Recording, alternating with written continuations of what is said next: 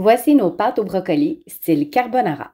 Je dépose un linge humide sous la planche à découper pour la stabiliser et j'apprête les brocolis.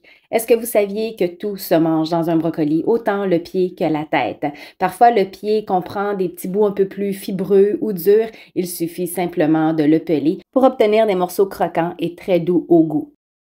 Et la tête, je la coupe en morceaux, des morceaux quand même pas trop gros qui vont avoir à peu près tous la même taille. Ça facilite la cuisson, en fait, ça l'uniformise.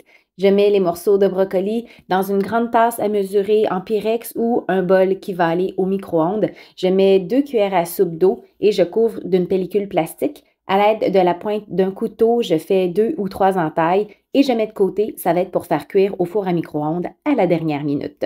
Je casse 6 œufs et je les mets dans un bol. Comme vous voyez, je casse sur une surface plane et non pas sur le rebord du bol pour éviter qu'il y ait des coquilles qui tombent dans le bol. À l'aide d'un fouet ou d'une fourchette, je fouette.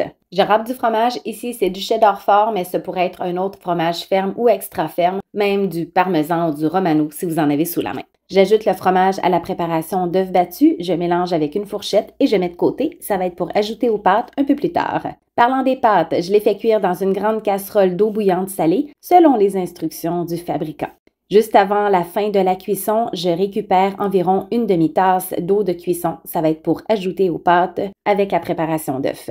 J'égoutte les pâtes et rapidement, je les remets dans la casserole parce qu'elles doivent rester chaudes.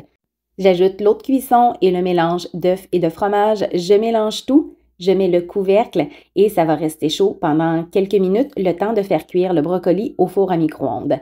Cette cuisson prend à peine 2 minutes, j'enlève le surplus d'eau et je peux soit les ajouter dans l'assiette au service à côté des pâtes ou encore ajouter les brocolis à la casserole de pâtes et en faire un plat tout en un. Je mets du sel, du poivre, je peux mettre des fines herbes si j'en ai sous la main et voici, le repas est prêt.